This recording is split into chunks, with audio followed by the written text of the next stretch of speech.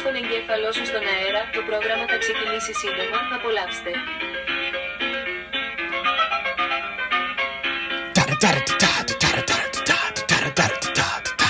Good afternoon, everyone. Welcome back to Your Brain on Air. I am your host, Ollie Vogt Larson. And our first story for Friday, ladies and gentlemen, let's cover something that, well, it might not be the most fun. It's necessary knowledge, though, for understanding our neighbors across the pond. I refer, of course, to the United Kingdom, the UK, Britain, land of the dreary, whatever you want to call them, these fun chaps across the pond that give us the Beatles, Top Gear, the worst version of The Office, and unfortunately, Pakistani child exploitation gangs. Folks, this is unfortunate. No one wants to be telling you about this, but there is a 219-page independent inquiry report that is it's going a pretty viral, flamey. What do you call it nowadays? When I know that viral isn't really the term that you use anymore because nothing goes viral these days anymore. Nothing's viral, but in general, this investigation has gotten a lot of people's attention, and it reveals that organized rape gangs operated with near total impunity across at least 149 local authority districts over several decades.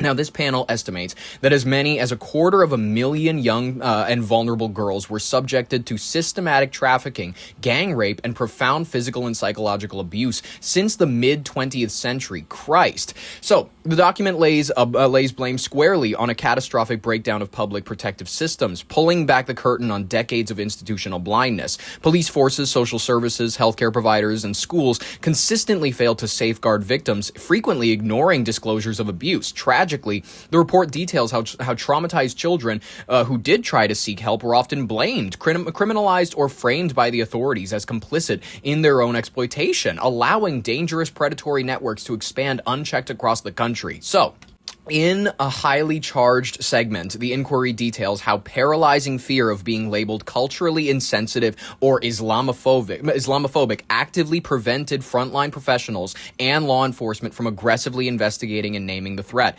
Now listen, this fear of being labeled Islamophobic is real in the United Kingdom. Do you want to know why? But listen, people don't really worry about being labeled a homophobe, an Islamophobe, or a racist in America. Do you know why? Because you can't be arrested for having an opinion. That is actually, believe it or not, whether or not you think it's great that you're allowed to have contradicting opinions, whether or not you think it's great that somebody is allowed to, I don't like black people, I don't like white people. Guess what? Unfortunately, the words cannot hurt you. The words cannot. So we allow people to have the opinions inside their own heads or in their homes that they're allowed. You're allowed to think whatever you want. Nobody's going to be trying to police your thoughts. Now in the UK, that's a very different story. See, you can be labeled very, very easily as a hate monger. You are guilty of hate speech. As a result, then, you will be persecuted for this and may be jailed for it. Now, the report explicitly connects the prominent demographic of the offenders, noted predominantly as Muslim men of Pakistani heritage, to specific religious justifications used to dehumanize and control their young non-Muslim victims. Whistleblowers and survivors have provided harrowing testimonies of being subjected to religiously charged abuse designed to enforce submission and humiliation. Now listen, this is not remotely surprising. As you all know, religions in general there are these weird masks that mainly MK Ultra mind manipulators wear in order to subject their crew, all of their congregation. It is mind control when you look at it at a grand scale. The Jesuits, the Jews, and the Muslims, they're all guilty of it. Now, the publication has sparked an immediate political emergency, driving urgent demands for fundamental structural reform within the UK to dismantle the legacy of institutional failure. The report issues aggressive national recommendations, including the creation of a specialized Crown Prosecution Service unit and a detailed, organized, group-based Child Sexual Exploitation Act. As survivor networks applaud the immense courage of those who came forward to testify, lawmakers are facing an immediate, painful reckoning over the state's historical failure to protect its most vulnerable citizens. Let's see more. To the UK now, because the independent report into Britain's grooming gang scandal has been handed down, and the details are harrowing of the rape and abuse of potentially hundreds of thousands of young girls at the hands of predominantly Pakistani men. Now, the report, spearheaded by Rupert Lowe, suggests that the gangs operated with either the active or passive consent of public authorities. Let's go now to writer and broadcaster Esther Kraku. Esther, thank you so much for your time. We really... Okay, hold on a second.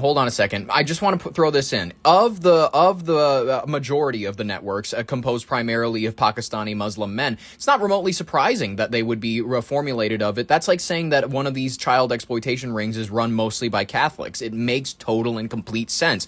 These are religions that are based around trauma-based sexual exploitation to turn people into slaves to their religion. That's how these religions work.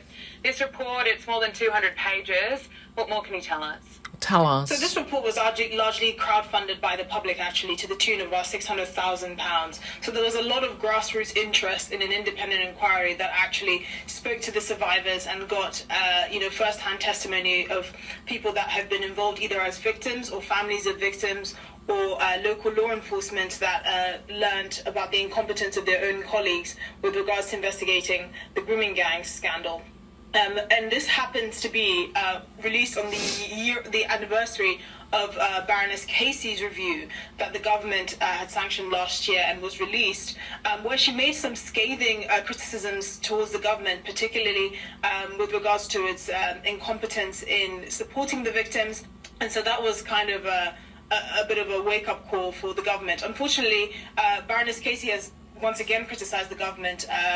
I would love to bring this up. In a country where you would expect the majority, because it is a white nation, you would expect the majority of the assailants, especially in like Manchester, Greater Manchester, all of them, to be predominantly white. Now, when you look at these statistics around multi-victim, multi-offender cases in Greater Manchester, 38% of the assailants are white. Would you like to guess how many of them were Asian ethnicity, predominantly Pakistani? 52%. That's just, it's disproportionate. It's bizarre. Am I saying that it's fine that the white guys are out there doing it? Of course not. You want all these monsters to be held to account. It's just weird when people who have immigrated to a country show up in disproportionate numbers. Like when the Italians move on over, it's weird how they show up in disproportionate numbers in the mafia. It's not nice. It's not great. Maybe we slow down how many we bring into New York, at least until the people with like last names like Caprioni and shit stops starting families over in the United States. Maybe it would be a good idea to restrict some Italian immigration, maybe.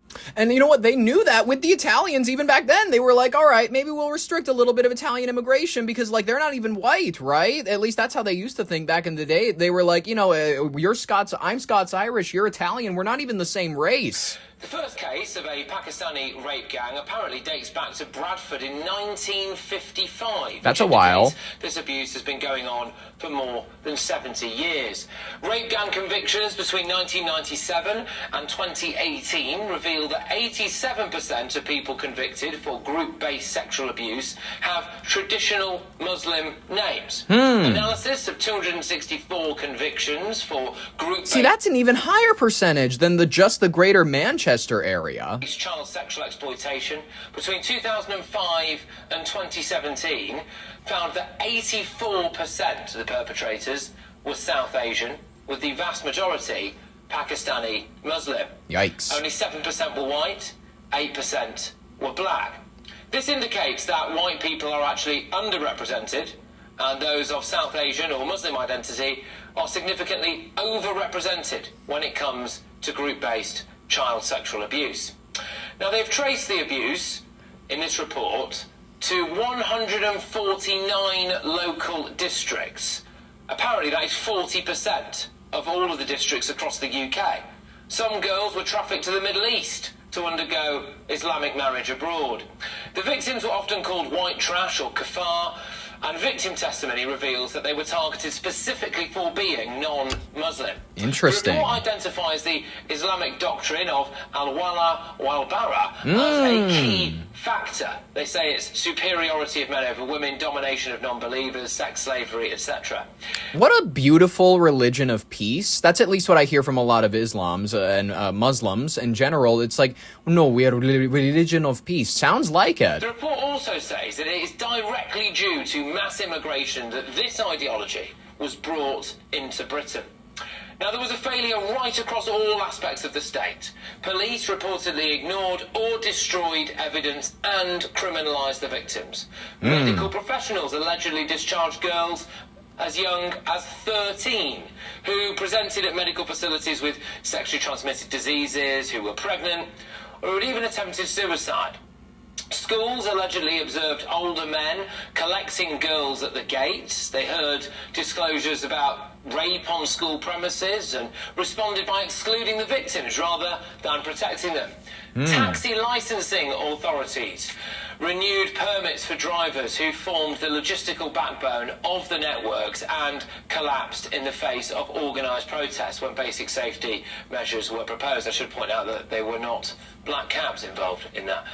And it identifies political failures. The report claims Labour-dominated councils and MPs were briefed on the gangs long ago, yet later denied any knowledge. It says the party prioritised electoral reliance on Muslim voting blocs and then blocked or watered down inquiries, suppressed ethnicity data and framed legitimate concerns as far-right agitation. Well, you know, is it far right to say that Islam is cancer if I also say that I believe Christianity is a form of cancer? Is it fine if I say that? Is it okay if I say that? You know, Islam's disgusting. I'd love to see it crushed like the snakes that it is. I'm not saying the people. I just want the people to wake up and realize that they're dedicating themselves to evil forces that they don't even understand. They're talking to jinns. It's all right, whatever. Ladies and gentlemen, let's talk about something else. Let's talk about J.D. Vance scrapping the trip to Switzerland. So, you know, apparently we were going to talk to some Iranian negotiators, and, you know, we had some fragile momentum forward to a permanent peace deal in the Middle East. But unfortunately, we have encountered, what would they term it as in order to soften the blow? A logistical setback? I think that's a good way to term it. Vice President J.D. Vance abruptly canceled his high-profile trip to Switzerland late Thursday night. Jesus Christ. Holy, it's raining really hard outside. Not my fault. I'm sorry. It's just like I kept hearing crickling and something. I was like, my roof is about to cave in on me. All right, whatever. Vance's staff were reportedly stationed at an airbase, prepared to fly to the mountaintop of Bergenstock, not the shoe, the resort, to lead critical technical talks with Iranian officials when the White House officially pulled the plug. Administration officials downplayed the sudden scheduled pivot, not scheduled, like they didn't see this coming beforehand, citing unpredictable logistical challenges. But foreign policy experts warn that the cancellation reveals deep fissures threatening to derail the freshly signed memorandum of understanding. When they just said that they had something solid, he just went on the Diary of a CEO podcast and promised that this deal was real. The sudden my God, I think it's hail because it's like dropping really hard. Jesus. I think that's hail. Whatever. The sudden postponement of the Swiss summit has heavily tied to an immediate surge of violence on the ground that has severely tested the newly established ceasefire. Jesus fuck.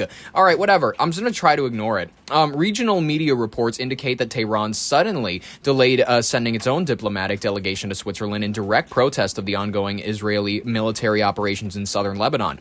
The friction exploded overnight with the most violent exchange of conflict since the peace framework was introduced, with Hezbollah launching a barrage of rocket and drone strikes that killed 4 Israeli soldiers, triggering a wave of retaliatory Israeli airstrikes that left at least 18 people dead. I wasn't giggling at that. I was giggling at how hard it suddenly decided to fucking rain. Oh my God, it's so bad. All right, whatever. Despite the canceled flight and the escalating of broader violence, Vice President Vance has emerged as the administration's primary defender of the highly criticized peace deal, fiercely pushing back against critics who argue the U.S. conceded too much to Tehran, which we did, but whatever. In a press briefing just before the trip was scrapped, Vance emphasized that the 60-day negotiating window will be governed by a strict policy of enforced compliance, stating that the economic relief will be tightly dialed up or completely turned off based on Iran's verified behavior. For now, the administration's initial step, the lifting of the naval blockade on the Strait of Hormuz, remains active, but with the Swiss talks indefinitely on hold, the timeline to broader nuclear negotiations, the dismantling of their program, it's very uncertain at this point. So, let's just hear a little bit more. President Vance scrapping plans to travel to Switzerland. I bet he just has issues where his heels, or is it his ankles, they have swelling issues when he goes on planes. He looks like he gets a lot of salt in his diet. negotiators for the next round of peace talks. The abrupt cancellation coming after President Trump signed a preliminary deal that could end the war. The White House saying logistics of these negotiations have never been simple or predictable. The president's peace plan in Iran is already bearing real fruits for the American people. Just hours earlier, the vice president touting falling gas prices that rose dramatically after the president started the war, also forcefully pushing back on critics of the agreement, including those in Israel. Donald J. Trump is the only head of state in the entire world who is sympathetic to the nation of Israel. And anybody in Israel who thinks their biggest problem is the president of the United States needs to wake up and smell the reality of the situation that country is in. The memorandum of understanding would allow Iran to start selling oil again, potentially get billions of dollars in unfrozen assets down the line, and eventually have access to a $300 billion reconstruction fund created by Iran's neighbors. My fucking air conditioning is leaking. It's so rainy that my air conditioner, which holds on like, you know how it sits in the window or whatever, through the wall, it's literally leaking through. It's okay. I put a cup underneath it, but god damn, it's raining. If they ever get any benefit of the bargain is if they comply fully and change their behavior. Still, unfreezing Iranian funds is something President Trump had previously slammed the Obama administration for doing. Indeed he Back in did. April, he posted that under a new deal, no money will exchange hands in any way, shape, or form. Now, it's not our money, it's their money, and we froze it. It's not our money, it's their money. At a certain point in time, I guess we're going to have to give it back. the agreement sparking backlash, even from some Republicans. It's certainly not what we had hoped for going in. If we give billions of dollars to Iran, that money will be used to murder Americans. Still, why not? In a new interview with Axios, was asked what he learned about the limits of his power during the Iran conflict. There are no limits. No, not. I haven't learned that lesson yet. I know there are, but, there are no limits. We defeated them totally militarily. I'm sure. So Gabe, now that You know what's interesting? We've depleted around 50% of our military force. In general, like we've spent on this war greatly. More so than guess why? Because it's so much cheaper for them to fly over a drone that's essentially like one you could steal from UPS with a bomb strapped to it, and it takes so much more of our technology in order to intercept those. It's easy for them to attack us. talks have been effectively put on hold, what do we know about where the negotiations go from here? Well, Greg, it is possible these talks happen, but at this point it's unclear when. Now, in Lebanon, Israel says it targeted Hezbollah overnight, killing at least 18 people, that's according to Lebanese health officials. The Israeli military, meanwhile, says 4 of its soldiers were killed. Talks scheduled for today in Switzerland, as you mentioned, have been temporarily postponed, and a diplomat in the region says mediators are right now trying to work out this issue. Greg.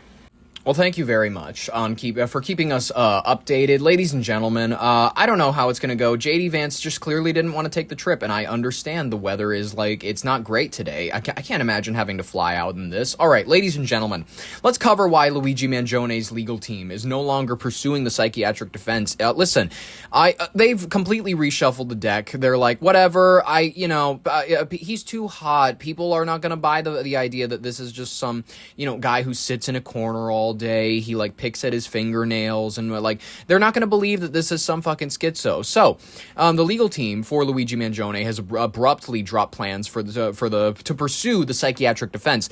The sudden reversal came in a one-line letter to Manhattan Supreme Court Judge Gregory Caro, just 24 hours after Mangione's lawyers initially signaled that they would argue the 28-year-old Ivy League graduate was suffering from an extreme emotional disturbance episode when he was allegedly gunning down United Healthcare CEO Brian Thompson last winter. By entirely abandoning the psychiatric strategy, though, Mangione's defense sidesteps the high-stakes legal trap, but significantly raises the risk of his upcoming September trial. Because, it's better to go for the defense of I'm a nut. I don't understand what I'm doing. Put me somewhere where I can learn how to do art. Maybe I get a lobotomy if I'm one of those like Jack Nicholson and the One Flew Over the Cuckoo's Nest types, you know, those ones. I'm so glad that we had a way to keep people quiet back then. There's no good ways to really keep people quiet anymore. Because we decided lobotomies are suddenly, you know, we can't do them unless we make people take SSRIs, you know what I mean? That's the new lobotomy, is they get you to take a bunch of pills that don't make you a human anymore.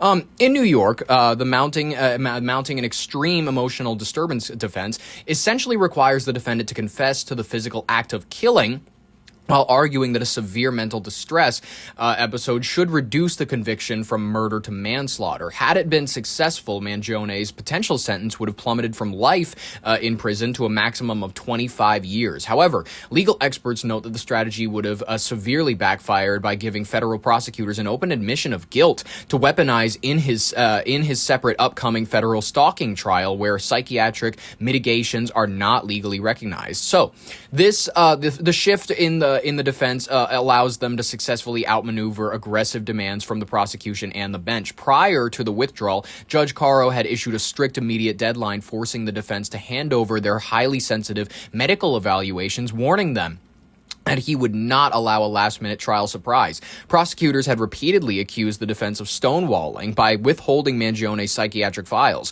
With the notice officially retracted, the judge immediately reversed his order and to unseal confidential court transcripts and emails, slamming the door on the treasure trove of private medical data just as it was about to be exposed to the national media. We need that. I would love to figure out, I don't know, what's his BPM on average. With the psychiatric play completely off the table, now the central question is shifting through the halls of the Manhattan Criminal Court on whether or not the alternative defense Mangione's team will deploy. What is it going to be when it kicks off September 8th? This is the New York Knicks. Did they win? I didn't keep track. Did they? I know that, like, hold on. Knicks score. Because I heard that they were playing, and I don't know anything about, did they lose? It looks like they lost. I don't know. I can't read game statistics. Whatever. It doesn't matter. So the high-profile defendant has maintained his plea of not guilty to state murder and weapons charges, even as prosecutors possess a mountain of evidence, including 3D printed pistols, a handwritten journal railing against what he termed greedy healthcare cartel, and in general. Late summer is going to be rough for him. I think legal analysts are right. They're bracing for an aggressive courtroom showdown. It's going to test whether or not the defense can construct a decent path to acquittal without relying on the state of their client's mental health. It's going to be, I don't know where they're going to go from here. What would you, if you throw out your ideas, because I'd like to see one that's better than I'm just kind of crazy. In a shocking reversal, Luigi Mangione's legal team has withdrawn its psychiatric defense in this New York State murder trial. They announced they'd use it just a day earlier. Mangione faces several felony charges, including second-degree murder, in connection with the fatal shooting of United Healthcare CEO Brian Thompson. CBS News legal contributor Caroline Polisi joins us now in studio to talk about this. Caroline, good morning. Always great to have you here. A lot was made of the team. Her last name is Polisi, but she's a law expert. This is a joke. It's like Ellen DeGeneres. This defense only at the last minute to turn around. How unusual is a moment like this? This is stunning. It's a bombshell.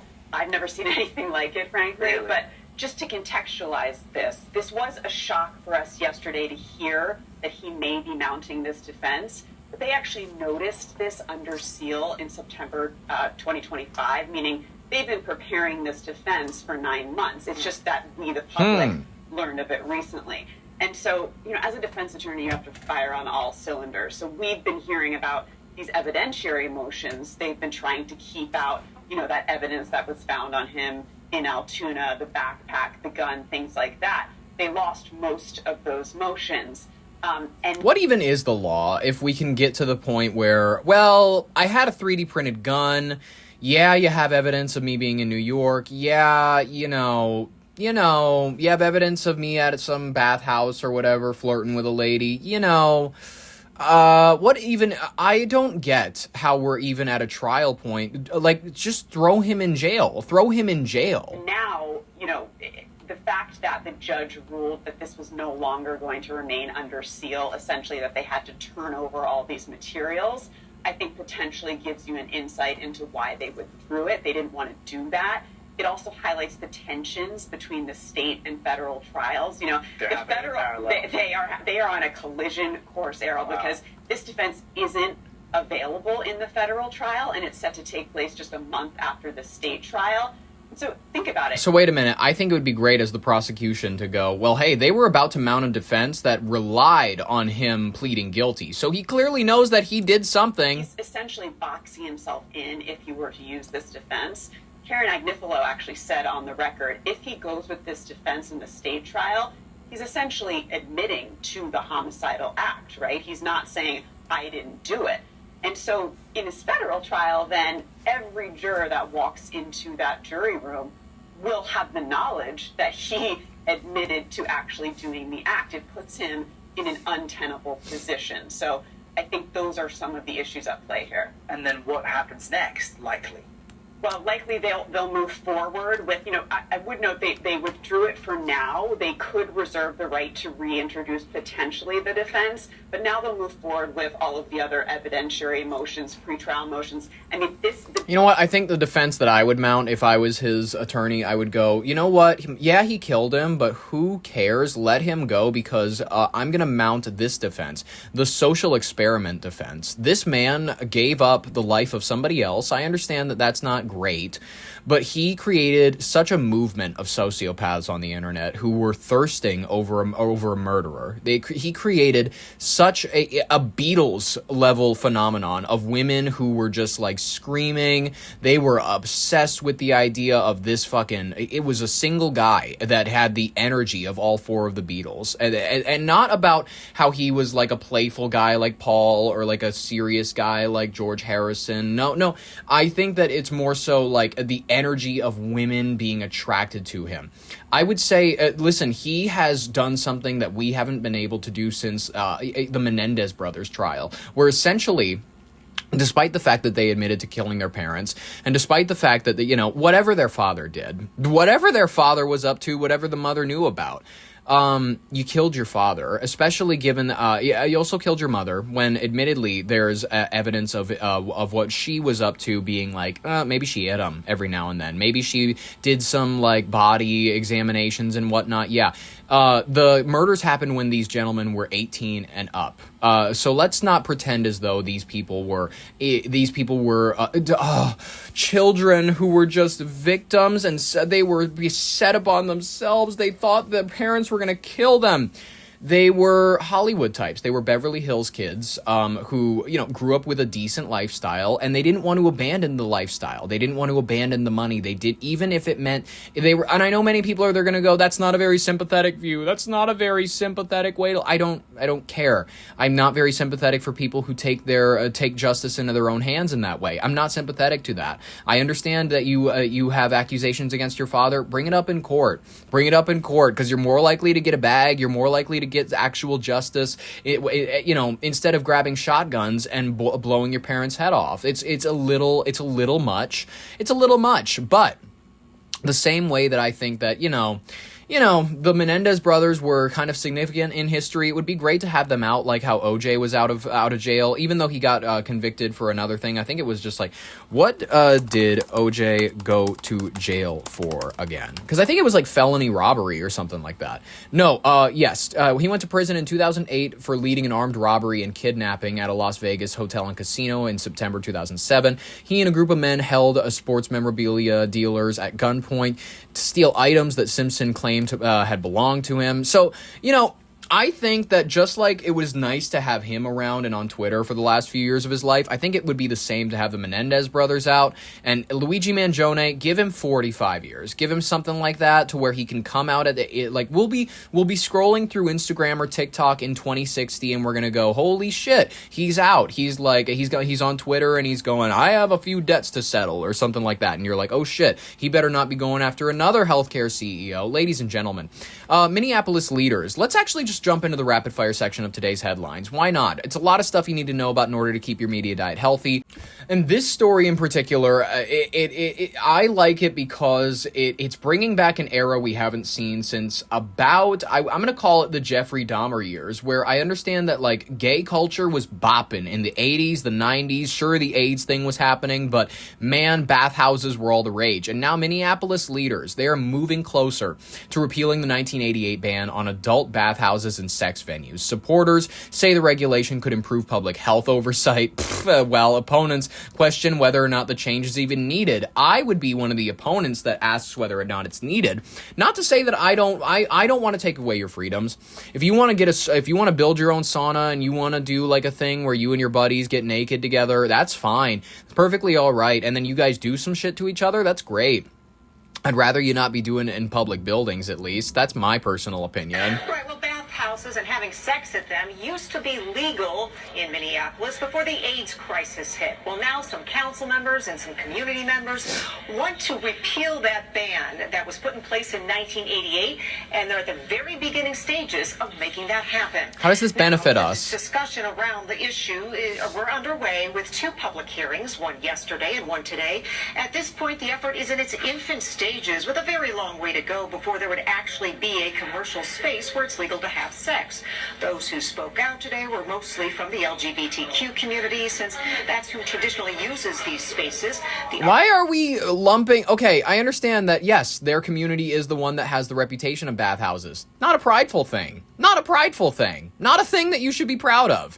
Bathhouses are places where you get athlete's foot on your cock. It's disturbing. It's gross. It's not a proud thing. Argument is that it creates a safe space to engage in sex with condoms and other items available, along with education and resources. What happened to having sex in your house? What happened to having sex? I never understood people who even want to have sex in the shower. It's like, what? What did you just say? It's like, while you're supposed to be cleaning yourself. Some person wants to be, all over you. We should wash each other's hair. What are you talking about? Get the fuck out of here. You can shower when you need to shower. I'll shower when I shower. Who likes that? I never understood it. Councilmember Vita of Ward 4 made it clear this doesn't mean a bathhouse will open next week or next year. This policy change will strengthen our public health system. Public health has evolved dramatically since the original bathhouse bans, which were issued in raids, fear, and shame around HIV. Together with new strategies like PrEP and U=U, we have the tools to reduce HIV transmission. And so our task is not to eliminate spaces where people have sex, but to bring people out of the shadows where we can give them the tools that we have in place. There's not going to be a bathhouse on every block. I think that is the narrative. That's not the narrative created here. That, like, you get a bathhouse, you get a bathhouse, you get a bathhouse, right? Like, everywhere. Because that is the fear that's happening in my community too. People are like, even if it's one in downtown, you want that reputation as the bathhouse city? My God, no wonder it's Pedro Pascal's favorite city in America. I want a bathhouse, but not on the corner where the school is. I still have a lot of questions on this, and I look forward to the conversations before I make my mind up. Now, the measure passed a committee yesterday with a 4-3 vote. Today's Public Health and Safety Committee, it also passed there with a 6-1 vote. That one no vote coming from Michael Rainville. So now the measures go to the full council next week for a vote. But again, even if it passes, this does not mean that bathhouses and having sex at them will happen anytime soon. There is still a very long way to go. But wait, what do you mean? No, stop. Wait a minute. This is hilarious. It's like, well, just because we're legalizing, heroin doesn't mean that heroin shops are going to be popping up everywhere all of a sudden. Like, it's going to take like a year or like 2 to at least get the permits and everything. It's not the issue that like it's going to take a while. The issue is that you're bringing heroin shops everywhere. You're bringing these places that are known for spreading disease, and you're all about it. Whatever, ladies and gentlemen, at least these bathhouses are probably spreading less disease than the reflecting pool outside of the White House. And listen, It's actually not at the White House. It's the Lincoln Memorial. My mistake. I'm not the Washington D.C. guy. So I mix up monuments sometime. You got to forgive me. So the reflecting pool, the $14 million paint job. This, unfortunately, a paint job that they did for the America 250 celebration. The paint is already beginning to listen. Not only the paint where it's beginning to chip. There's algae growing in it. This thing, it's never looked worse. That American flag blue paint, it's peeling away. Wow. I'm at the Lincoln Memorial reflecting pool, and some astounding developments regarding this project, which the president himself has taken such a great interest in. You remember, $14 million was spent to drain this whole thing and to paint the bottom American flag blue, was the color he said, to make it reflect more magnificently. As you can see, it's all green now. They know that. They're trying to kill the algae. But as they're doing that, something else has happened. Oh, my God. Check this out. That American flag blue paint, it's peeling away. The $14 million job to redo the bottom of this reflecting pool is falling apart before our eyes. Beautiful. The algae is still here, but the paint appears to be going away. The Capitol has pools that are like about as nice as the ones you see in average people's backyards, where it's just green. For some reason they still throw a pool party. It's ridiculous. You know what I mean? They've never put chlorine in it. It's an interesting type. It's like the people that you think are going to develop into frog type creatures eventually. It's gross. It's not right. All right. I want to talk about this individual, Grimes. Who is Grimes? You might be asking yourself. I don't know her well enough in order to give you like a basis of what is your background.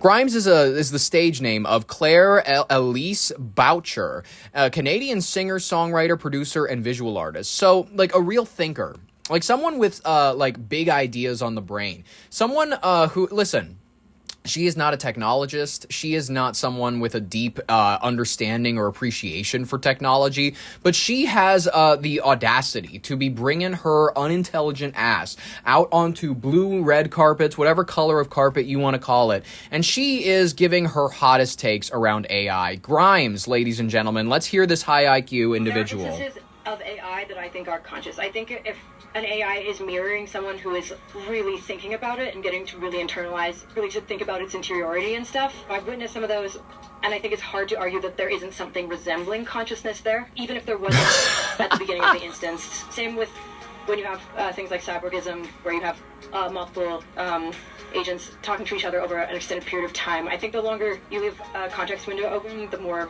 kind of conscious they get. Okay, okay. Let's review. She believes that there are consciousnesses because, according to her deep and utter research, it's because there's it feels like there's something there.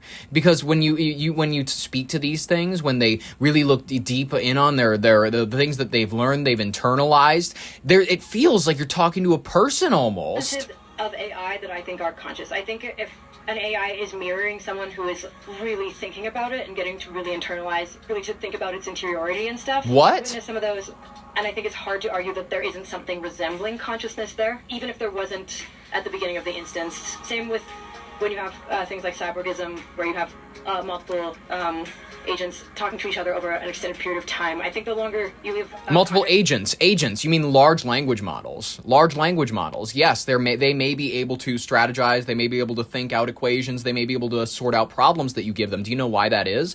Because they are trained on data that is given to them that is based off of what humans have created.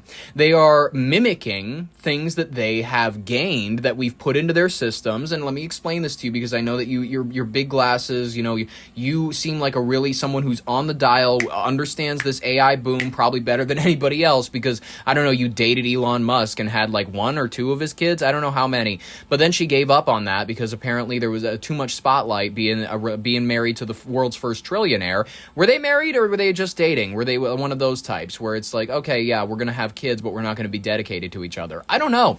Ladies and gentlemen, Grimes, in general, I would call her a great thinker. I'd call her, a Socrates of her day. I'd call her someone who poses questions that many people aren't willing or ready to think about. Let's talk about another thing relating to Minneapolis. On Wednesday, the Park and Recreation Board voted to decommission Minnehaha off-leash dog park after more than 30 years. Now the community will weigh in on what happens next. So, Indians are upset because apparently this dog park was put on sacred ground.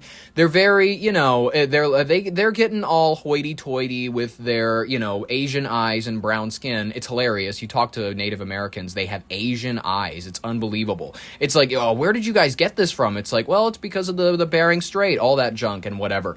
And then they're getting all hoity-toity. They're going all, you're a guest in our land. All right, that's great. Happy to hear it. Enjoy your government benefits, buddy. It shouldn't even be a vote on this at all. You're a guest. Let's sit down and talk about what just happened at the Minneapolis Park Board meeting. We just love that space. There's this park called the Minnehaha Off-Leash Dog Park. It sits alongside the Mississippi River right near MSP International Airport. It has been running as is since 1992. We bring our dogs there who are very energetic. It wasn't until an archaeological study happened just last year that found out it sits on land that is sacred to the Dakota tribes. I respect your opinions and your words and all of that. I love when Indians, because it's Indians who talk like this. There's a difference. Indians are perfectly reasonable, perfectly decent Native Americans, if you want to call them the white people word. Indians, American Indians, they're the ones that are like, they keep to themselves. Maybe they drink mouthwash. They don't have the greatest lives. They live on the reservation. But Indians, they're the ones who put on the accent. They do the, you gotta recognize my people, we came here first and shit. Guess what? You're about as native to this land as the white people who came after you. You're not native to shit. I'm saying this as an individual who was up for eagle feather, all that other junk. The Native Americans are not native to anything. They've never been native to anything. And they are about as native to this land as the white people who came after them. That's just a fact of nature. If you don't like the history of how humans migrated across the world, if you don't like the history of, you can call it colonization, you can call it doing something more decent with the land than just sort of, doing nothing with it. Listen, am I saying that I'm happy with everything that the white people did when they got this land? No. But if you'd really rather have a teepee there instead of a Starbucks, then go for it, my guy. Go. If you'd really rather have this land completely conquered by fellas who didn't even invent the wheel, didn't even manage to invent that, then go for it. That's great. But you know what actually did happen? Now, this is a little bit of just referential history for you. Regrettably, it was a bunch of tribalismen who were they were in conflict. Maybe they were able to make pieces here and there, but largely it was just as barbaric as any other society that was largely tribe-based beforehand. And when they were contacted by people who had guns, people who had technologies far beyond theirs, then regrettably they had to assimilate into the society that eventually made their way into their land and brought things that were decent. Brought things like medicine. Yes, brought smallpox. Yes, brought disease. Yes, brought the Trail of Tears. Yes, brought all of this. History is complicated. And if you would rather have all of these structures be occupied by natives, well, in all honesty, the structures probably wouldn't be there. I'm just going to be honest with you. Think about Minneapolis if white people had never touched it. Think about it if it was only Native Americans. Do you really think that half of these tall buildings would be around like they are nowadays? Unfortunately, no. If you need proof, if you need evidence of that, look at the biggest Native American townships that do exist, cities in America. They're not anything they're stuff to sneer at. I was about to say they're not nothing to sneer at. That means that it's impressive. There's something to sneer at. Dakota tribes. I respect your opinions and your words and all of that. And all that? You guys can stand here and tell me the plan is south. The park board president said, you know why these people hold so deeply to their identity? It's because they have nothing else. It's because their parents didn't leave them any wealth. It's because their families aren't willing to make anything of themselves now. And unfortunately, all they have is their identity. It's the only thing that they have to hold on to. I respect your opinion, man. So I'm gonna speak like the villain in Tom Sawyer. He believes that there are, quote, burials present in the space. This ended up causing the Park and Rec Board to consult with an advisory council. What's going to happen now is by December 31st, the park board voted that they will be putting a plan in place to decommission the park. It'll stay open, but just won't allow dogs. We take care of the park. We want to keep the park. It was taken. It was stolen. 100%. I agree with that. It was stolen. Maybe we can find some sort of middle ground. We've been around there for thousands of years. I think that it's just time for us to be heard. So I'm going to hop back It's time for us to be heard. All right, you know, I love when I get to hear from the Israelis of America that is the loudmouth population of Native Americans. Not to say, listen, we can talk as much as we want about how the effects of colonization. We can talk a lot about whether or not they're, the Native Americans have been an oppressed people throughout the history of the United States. For sure they have. Undeniably so. No one can fight that. That's not anything that we're here to debate. What we are here to talk about is the fact that many of these people are drinking mouthwash and going to casinos. They're not living the most ideal lives. Especially when the mentality on the tribe is like, my tribe, wrong or right. That's a lot. And if you grew up near the reservation, you know that this mentality does exist in a lot of Indians specifically. They're like, my tribe, right or wrong, man. And that normally, I'm just going to be honest with you, that doesn't normally turn out very well. Just for your society, for your mental health, for your quality as a human being, as a soul, doesn't generally work out too solid. Ladies and gentlemen, let's move on from making Native Americans upset. Because, listen, that's never my intent. It never has been. As somebody who's like, I have a decent time growing up near Native Americans. They're just not the happiest people. I'm just going to be honest with you. And you can blame that on what the white man has done to them, or you can blame it on how a lot of their communities choose to live. And I'm going to be honest with you, talking to many Native Americans, it might be more so the latter, at least according to them. At least according to them. If you don't believe me, talk to them yourselves like I have. Ladies and gentlemen, dermatologists are warning now that there's a big issue among the younger generations. Tan maximizing exposure to the sun, UV rays, tanning beds, all this junk for the darkest possible tans. This is, let alone, skin cancer is not terrifying anybody these days. They're like, fuck it, we're not even going to have skin by the 2050s. Most of us are going to be loaded onto Intel computer laptops. Like, we're not going to have consciousnesses anymore. We're going to most of us are going to undergo like a Get Out style brain transfusion surgery into younger bodies while we begin to age too far. It's going to be interesting, the shit that we're doing to transcend humanity and avoid death. Gen Zers are on this trend. It's maxing out your tan. It's making it look dramatic, going into tanning beds, trying to get a dark tan, show off the tan lines, and even burning. Okay. And it is very dangerous. Yikes. Well, for skin cancer, moving forward in some diseases that we're looking at, but is any amount of the sun okay? I mean, you ask Are you retarded? Under Yes. the age of like 18 to 35, and they can tell you the UV index right now. It's very trendy. Right. So is a little bit of sun okay?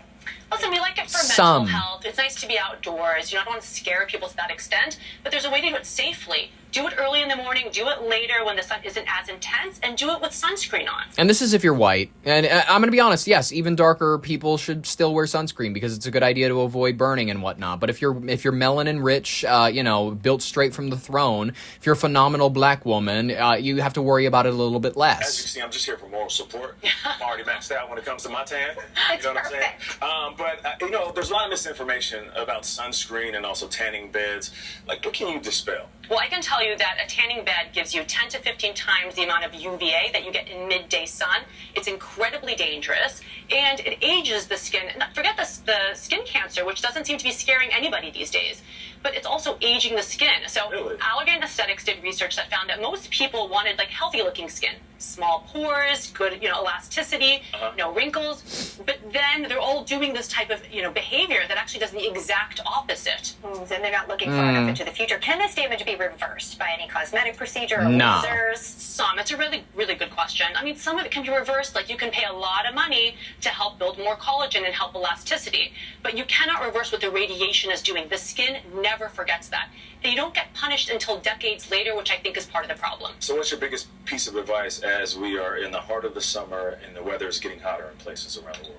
I'm going to be honest with you. Aesthetically, you know what used to make people attractive? Smoking cigarettes. They used to not eat nearly as much as most of the generations do these days. Most of the generations, if they want to get skinny these days, they do peptides, they do HLP1s, GLP1s, excuse me. I'm retarded. You guys got to forgive me. I'm so tired. I'm trying to record this. I'll make it work. I'll remember HLP1s. What are we even saying? What are we even saying? Nowadays, people take those. They take Ozempic if they want to lose weight. Back in the day, they just used to smoke cigarettes. They just used to call it good. They used to be like, fine, I'll have this skinny tube of tobacco. And you know what? It used to work for them back then. Can I get out there? Can I get out there and like credit something with something? I used to be, overweight. I used to run about like the 2 something. I was like 240 at one point. 280 was like the point where I maxed out. Because when you're 270, there are days when you're like nearing 280, and there are days when you're like 260 because weight fluctuates. But it doesn't matter at that point. What I'm trying to get across is that I want to credit marijuana for saving my my beautiful non-existent diet. Because what did I do? When I was craving something, what did I do to get over my addiction to Little Debbie's? I went and I smoked weed. And I know that that's just replacing one addiction for another. I understand that it's maybe to some extent not great because it's not teaching you actual discipline. That's something that I still have to work on even to this day. But I have to credit this.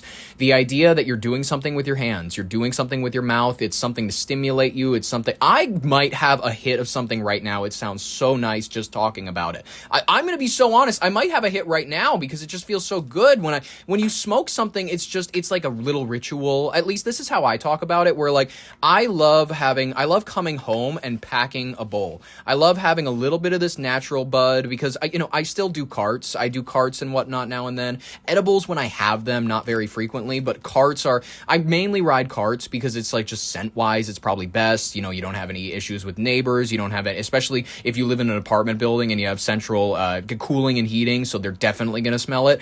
I generally roll with carts, but bud, when I have it, man, in coming home, it's like, I don't know if I know how to describe it. It's like I love Hobbit living. I love the idea of having like a cast iron pan with like a fish that I'm going to be moving around. I'm going to be wearing a robe. I'm going to have like this, how in the 1970s, because everybody had hard water, their hair looked like it was made out of straw. I'm going to have like that Bilbo Baggins haircut. And, obviously, like when somebody has a cart right in front of me, I do the Bilbo Baggins thing when I reach for it, because when people are yapping and they don't just hand over the cart, it gets so frustrating. It's like when he sees Frodo, he's like, oh, my old ring. And this is where he goes to visit the elves. This is when the Fellowship stops over. Is it Rivendell? I haven't seen those movies in so long. You have to forgive me. I'm the worst with names. It's it's when he gives him Mithril. He's like, hey, put it on under your shirt, and then he spots the ring, and he goes, oh, my old ring. I'd love to just hold it again. And then he starts to button his shirt back up and he goes, that is me with the carts. Because quit telling me about how your mom never paid any attention to you. Quit telling me about how your dad may have done something in a closet once when you were 8. Enough. Okay, I understand that you have dramatic emotional issues. Hand over the cart. Advice is this, first, have trust in the science. I think we've lost that a little bit too. And there was research that also found that most people are getting their information from TikTok and Instagram. So remember where your misinformation is coming from. I mean, I wish that dermatologists did a better job of actually getting on social media, because that's the new battlefield. If we know people are getting their information there, we need to actually be part of that conversation. Hell yeah. I think maybe we've missed that a little bit. And lastly, I think it's important to make sure the carrot at the end of the stick is the right thing. Like I said, cancer is not scaring people, but maybe wrinkles and loss of elasticity will. I love that. Cancer is not scaring people. Maybe wrinkles and loss of elasticity will. Ladies and gentlemen, do you hate Jewish people, or do you just not support the state of Israel? Well, according to the Free Press and a lot of other big Jews out there, big J's as I like to call them, they believe that they are one and the same. They believe that you criticizing the existence of Israel, or even their apparent inherent right to exist, they have a right to exist. Where does that right come from? Where does it exist? Where is it promised to them? If you have any sort of opinion about whether or not Israel has inherent rights, if you have any questions as to whether or not the influence they have over your government is justified, if you have any questions relating to Jews and Israel, you're no better than somebody who wants to shove them in ovens. This, according to the Free Press. Since we're sitting in New York, I do want to to ask just one question on Zohar Mamdani. He initially refused to disavow phrases like globalize the Intifada, which has been a call to harm Jews around the world. Which I disagreed with. I disagreed with that. He should throw away that. He should condemn that previous statement, all that. He understood that or not is also debated. He later sort of backtracked and said he would discourage it. He once said the boots of the NYPD are laced by the IDF. There's some missteps, I would say. At the same time, he's like, he's kept on Jessica Tisch. He's raising the hate crime prevention budget by 800%. Like, to me, he's sort of in a different category that's a little more gray than a Graham Plattner. But I'm curious what you think of that. And if you think I'm wrong, tell me. First of all, keeping Jessica Tisch is the most important thing. Yeah. So the fact that he made that a campaign promise and kept it, props to him. Mamdani, like Abdul al-Sayed, who's running in Michigan, they have this view. They'll say, for example, I revere the Jewish faith. I just have a problem with Israel. I actually hate both. The state of Israel, yeah, it's not a great idea. I also just hate Judaism. I just hate Judaism. I think it's disgusting. I think Judaism is a cancer. I think that it's something that allows young men to suck off circumcised babies because they got to suck the blood off of the tip of the penis.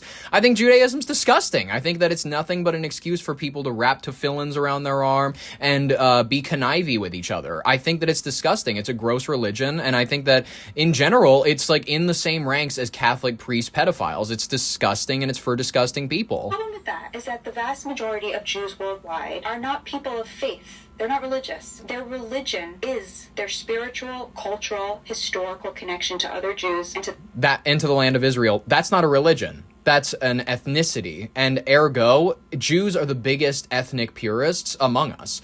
At least the self-proclaimed ones that believe that their ties to the land of Israel make them God's chosen people. You are not, and the reason that I get down with what Christians say, even though I do admit that Christians are, Luciferian worshipers of their own spirit and soul, they have it down where they say, no, God's chosen people is the people who choose to follow the word. I can get down with that.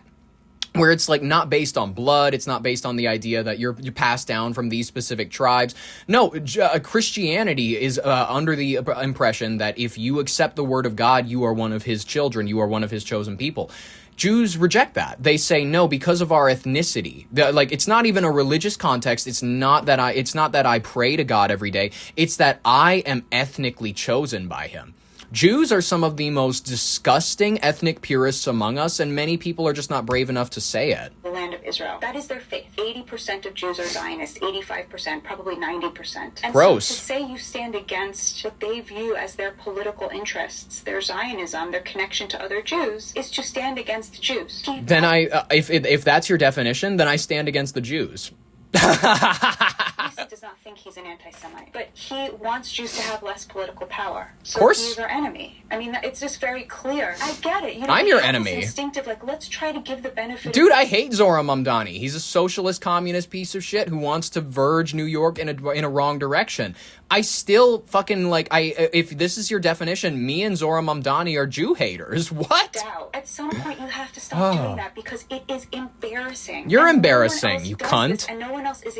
You twat. You have no right or ability to speak on this. You know effectively nothing. Expected to do this, to denounce their own people, to get on their knees and humiliate themselves in order to be a member in good standing on the left. And I think that is the main question that I would pose to American Jews is how much is enough? I mean, you tried.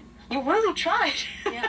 When do we stop trying and say, look, this is just too humiliating as Jews with our Jewish history, but even more importantly, I would say as Americans with our American history, how dare you ask me to get on my knees as an American? You filthy Ashkenazi. I'm sorry to say it. Ashkenazis, they'll never have a good one in my book. This is if you are ethnically Ashkenazi, I have no issue with you because you didn't choose to be born into it. But if you are, according to this woman's definition, religiously Ashkenazi, and if you deeply identify with your inherent ethnic, it's not even a religion, it's an ethnic, spiritual connection. Okay, you're a nut. You're a nut. That's all right. That's perfectly fine. You've just admitted to me that your reality is based around how much the politics that your government and the government across the ocean, how much is it going to benefit my community personally? They wear no mask because they need no mask, because they have made the normal state of mind, the idea that speaking against the Jews even a little bit, it makes you this horrific, I want to you want to throw them in ovens type of person. Absolutely not. Absolutely not. I don't hate the people that I know that are Catholics. I hate their religion, and I hate the fact that it's brainwashed them. I don't hate the Jews in my life. I hate Judaism, and I hate what it does to them, where it turns them into these little conniving, these little, they're like enemies you'd encounter in your D&D campaign, these little goblins. It's disgusting, and it's terrible for them, and honestly, am I saying that Christianity is the solution to fixing these people? No, I'm not. I'm not, because I'm not subject to anyone, I'm not subject to your Scientology bullshit. I love that you, like the people who are like, well, I'm Christian, so I'm better than Scientologists. You're a nut. You're just as nutty as them. You are just as crazy as them. There's no excuses. Ladies and gentlemen, let's move on to our final situation. The Supreme Court is allowing some marijuana users to own guns. They are limiting the federal gun ban. Listen, I was happy to hear about this, as a unanimous Supreme Court dramatically narrowed the decades-old federal gun ban. Listen, in the 9-0 decision, which is nice to hear, the justices ruled that the federal government cannot automatically strip Americans of their Second Amendment rights. Hell yes, simply for being a regular or occasional user of marijuana. The landmark ruling delivers a massive victory to millions of cannabis consumers nationwide, effectively dismantling the government's ability to impose sweeping blanket firearms prohibitions based solely on the history of nonviolent drug use. Now, writing for the court's majority, Justice Neil Gorsuch, sorry, I know they'll get all pissy if I don't call them their proper thing, fiercely rejected the administration's core argument that regular marijuana users are categorically violent and dangerous. Do we seem categorically violent and dangerous? I take a hit every time I come on the show. Gorsuch warned that granting the executive branch such broad power to disarm the entire class of citizens based on little more than its current say-so would risk allowing the government to quickly swallow the Second Amendment whole. The High Court noted a glaring logical disconnect in federal policy, pointing out that the aggressive attempt to prosecute casual drug users directly clashed with the administration's own recent regulatory moves to loosen restrictions on medical cannabis. Not a great move if they wanted to prove to us that cannabis causes you to be this nut who wants to shoot everybody up. Now, the high-stakes constitutional battle sparked some unusual political alliances, uniting groups like the NRA, the National Rifle Association, with the ACLU, the American Civil Liberties Union. That's, man. It's rare that you see those two agreeing. In absolute agreement against this ban, civil rights advocates heavily praised the outcome, declaring that it protects peaceful gun owners from discriminatory penalties and unfound stereotypes. Meanwhile, the Justice Department, which uses the law to prosecute roughly 300 cases a year, suffered a prominent defeat after heavily defending the statute, the very same measure that was famously used to convict Hunter Biden back in 2024. Oh man, that's cocaine. That was for cocaine, though. That don't act as though this article's trying to pretend that as though this is the same exact situation. Hunter Biden was using cocaine. This is not relating to his use of marijuana, which I'm sure he was also on because you need something to take the edge off after you've put it on yourself. Hunter Biden is not in the same category as me. I wish that I was half as cool as him, like sticking guns at the heads of Ukrainian prostitutes, but I'm not that cool, and I'll never be that cool.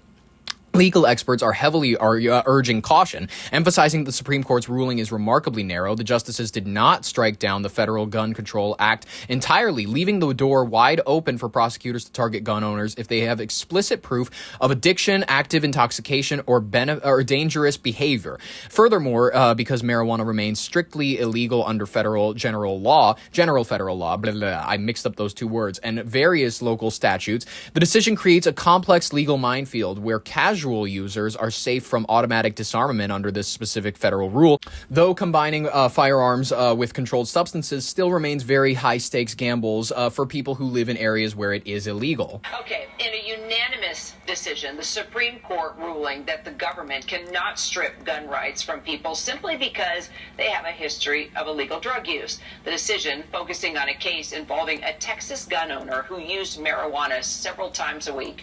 Senior Washington reporter Devin Dwyer, who covers the Supreme Court for us, joins us now. All right, break down the ruling for us. Well, for decades, Kira, it has been illegal in this country to own a gun if you're a drug addict or if you use illegally controlled substances for any period of time. That means marijuana users. 40 states have legalized it in some form, but the Supreme Court today said that that law is too broad. It's unconstitutional in a rollback of this long-standing ban on guns for anyone who uses a controlled substance.